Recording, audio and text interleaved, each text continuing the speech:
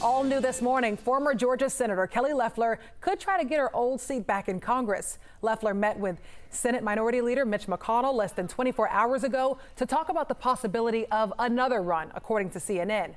Now, Loeffler lost her seat to Reverend Raphael Warnock back in 2020, that election, her first race after she was appointed by Governor Brian Kemp in 2019. Now, the former Republican senator could be gearing up for a rematch. Senator Warnock is expected to run for a full 6-year term in 2022.